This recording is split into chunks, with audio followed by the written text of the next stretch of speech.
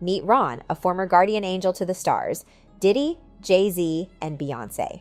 In a jaw-dropping revelation during a recent interview, Ron laid out a shocking claim, pointing fingers at Diddy and Jay Z for being responsible for the untimely demise of the iconic Biggie Smalls. Jay Z and Puffy wanted Biggie.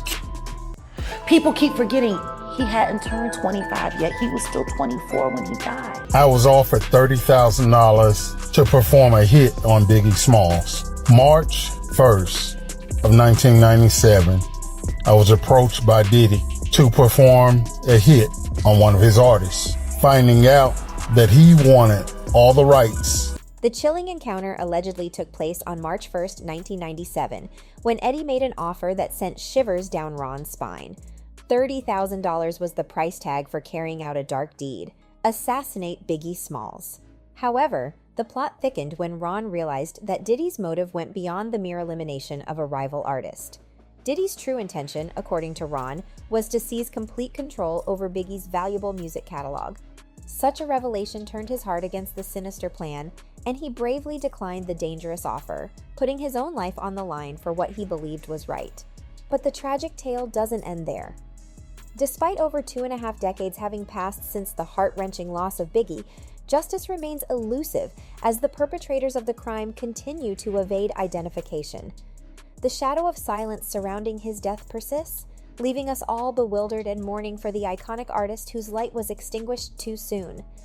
In this dark tale of fame, betrayal, and murder, Ron's courage to speak up serves as a beacon of hope that someday the truth will emerge and justice will prevail. Until then, the world waits with bated breath for the day when the enigma surrounding Biggie Smalls' tragic end will be unraveled. Following his assassination, speculations about Diddy's potential involvement in Biggie's demise began circulating. Despite their previous closeness, many of Biggie's fans continue to believe that Diddy orchestrated his murder, driven by numerous motives. While such controversies are not uncommon in the entertainment realm, the narrative holds a certain degree of persuasiveness, especially in light of Uncle Ron's recent confession. The question arises, was Uncle Ron incentivized to besmirch Diddy's reputation, or was he genuinely disclosing the truth? This is a query that necessitates exploration. Undeniably, Diddy has maintained a position of advantage post Biggie's passing. Even in the face of allegations, including those from figures like Jaguar, he has effectively leveraged Biggie's name for financial gain. The assertion that Diddy has lucratively profited off Biggie's legacy for a longer period than Biggie himself lived cannot be disregarded. Several months following Biggie's tragic demise, an album was poised to terminate the contract between Biggie and Bad Boy Entertainment. Remarkably, this album never saw the light of day. But before delving into the specifics, let's embark on a significant journey back in time. We find ourselves in 1992, where Diddy encountered an emerging artist after spotting his image within the pages of a magazine. This meeting marked the inception of Biggie Smalls' affiliation with Bad Boy Entertainment, overseen by Diddy. It's conceivable that Diddy recognized Biggie's inherent potential, enticing him to collaborate under his wing. In 1994, Biggie Smalls unveiled his debut album, Ready to Die, a pivotal release in his career. Astonishingly, this marked his sole album launch. Tragedy struck on March 9, 1997, when Biggie was fatally shot in Los Angeles, a mere 24 years old and at the zenith of his musical journey. His life was abruptly cut short just as he was reaching unprecedented heights. Adding a layer of intrigue to the narrative, his bodyguard, Gene Deal, who was present during the fateful incident, came forward to divulge crucial insights about Biggie and the circumstances that culminated in his untimely passing. This act mirrors the outspokenness of figures like Jaguar, who also ventured into shedding light on the enigmatic events surrounding Biggie's legacy. According to his account, Diddy was exploiting Biggie's earnings, while the rapper had secured a more lucrative opportunity and was contemplating departing from Bad Boy's label. During an interview with DJ Black, Gene revealed an intriguing incident. He recounted that Biggie entrusted him with his briefcase while they were on a flight. Upon opening it, Gene discovered Biggie's contract with Bad Boy Records. As he perused the contract, he stumbled upon a startling revelation. Biggie's compensation was a mere $250, devoid of any associated publishing income. Gene confronted Biggie, questioning the stark disparity. In response, Biggie disclosed his recent deal, likening the interaction to casually handling a briefcase, saying, "Here, hold this for me. It's like having 5 or 6 hours of my time. Let's see what's in the briefcase."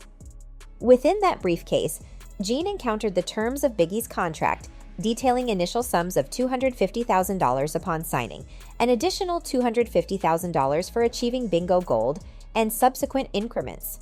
As Gene skimmed through the contract, these figures came to light, ultimately revealing an uneven distribution of earnings. According to his account, Diddy was exploiting Biggie's earnings, while the rapper had secured a more lucrative opportunity and was contemplating departing from Bad Boy's label. During an interview with DJ Black, Gene revealed an intriguing incident. He recounted that Biggie entrusted him with his briefcase while they were on a flight. Upon opening it, Gene discovered Biggie's contract with Bad Boy Records. As he perused the contract, he stumbled upon a startling revelation. Biggie's compensation was a mere $250, devoid of any associated publishing income.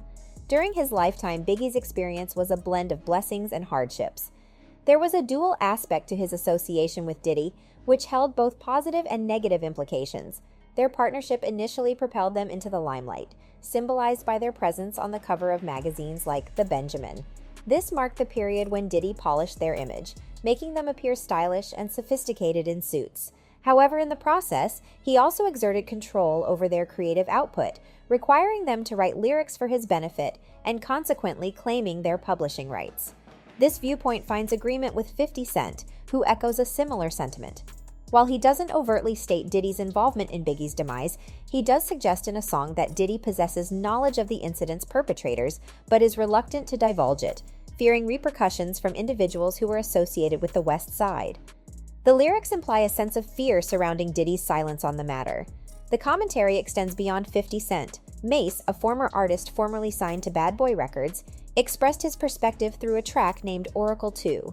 In this song, he metaphorically stands on the experiences of each artist left behind, from Craig Mack to G-Dep. He vividly recalls the memories of those individuals, highlighting the grievances stemming from Diddy's actions, including the uncredited use of producers' samples. The narrative encapsulates the complex relationship dynamics, unspoken truths, and controversies that surrounded Biggie's journey within the music industry and his association with Diddy. The song further implies that Diddy had been profiting from Biggie's album without adequately compensating him or giving due recognition to his mother, Valletta Wallace. Speaking of Valletta Wallace, she authored a book titled Biggie, Valletta Wallace Remembers Her Son Christopher, where she delves into her son's life. Within its pages, she addresses the financial aspect of Biggie's tenure under Diddy's record label. She discloses that her son Christopher was enticed by the facade of friendship and mentorship that Diddy presented, all for a sum of $25,000. For a 19-year-old like Christopher, that amount carried significant weight. It was a sum he had never encountered in one go before.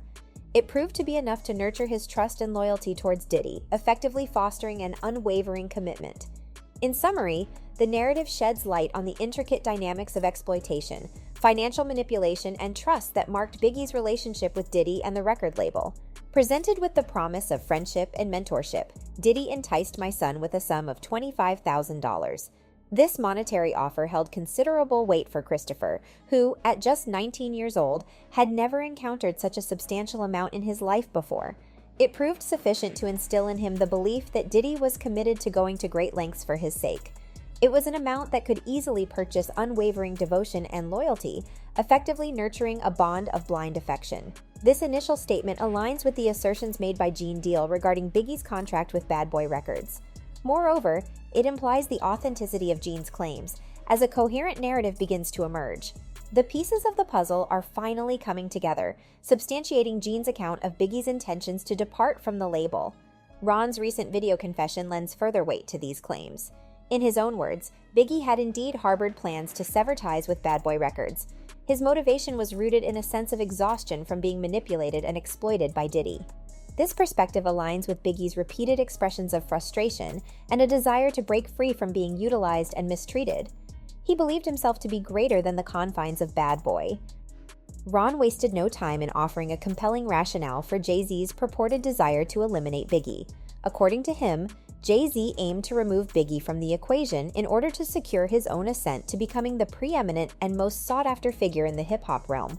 This perspective led Ron to urge Biggie's fans to grasp the underlying dynamics within the industry, recognizing the motive behind Jay Z's desire to displace Biggie. The ultimate goal was to establish Jay Z as the dominant force in the hip-hop landscape, a role he currently holds. It's a reminder that the music industry operates fundamentally on business considerations, a reality that often remains opaque to passionate fans. It's important to note that Gene Deal also unveiled certain revelations in his conversation with DJ Black.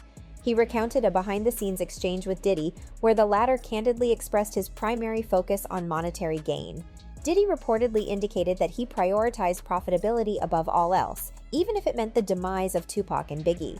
This particular revelation carries immense weight as it occurred just 2 months prior to the tragic deaths of both artists. Diddy's statement resonates. "Yo, Gene, I have 126 employees and their livelihoods depend on me." The intertwining threads of ambition, business, and personal interests underscore the complex and often unspoken aspects of the music industry, shedding light on the motivations and decisions that shaped the lives and legacies of influential artists like Biggie and Tupac. Diddy recounted his presence at the scene where Biggie was shot.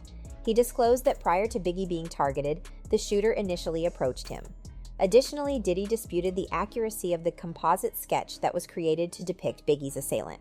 According to Diddy, law enforcement possessed information aligning with eyewitness descriptions, yet they chose not to disclose it. So that's all from today's video. If you enjoyed it, remember to leave a like, subscribe, and ring that bell icon so you never miss our upcoming videos. And don't forget to share your thoughts in the comments section. Stay tuned, and we will catch you in the next video.